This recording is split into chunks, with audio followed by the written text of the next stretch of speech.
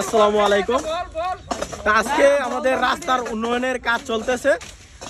এই যে আশার আলো ফাউন্ডেশন, ওই মধ্য মায়রামপুর, ঠিক আছে। তো আশার আলো ফাউন্ডেশন ওরা যেভাবে উন্নয়নের কাজে দেখেন, আমার সকল বড় ভাইয়েরা এবং কি যুবক ভাইয়েরা, ছোট ভাইয়েরা খুব মিলিত হয়ে সুন্দরভাবে রাস্তার কাজ করতেছে, জনগণের সেবামূলক কাজ করতেছে।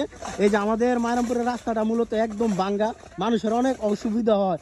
এর জন্য আশার আলো ফাউন্ডেশন তারা সুন্দরভাবে কাজ করতে যেতে মানুষের কোনো সমস্যা না হয়, এই রাস্তার কোনো সমস্যা না হয়, জনগণের সেবামূলক কাজ।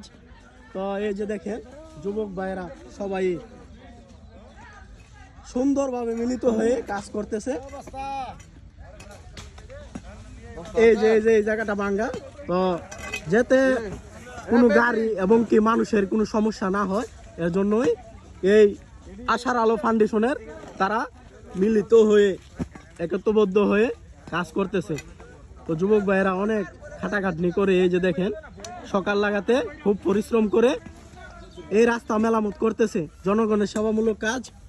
তো দোয়া রইল তাদের জন্য, দোয়া রইল আশার আলো ফাউন্ডেশনের জন্য, তারা যেন মিলিত হয়ে কাজ করে অনেক দূর এগিয়ে যেতে পারে।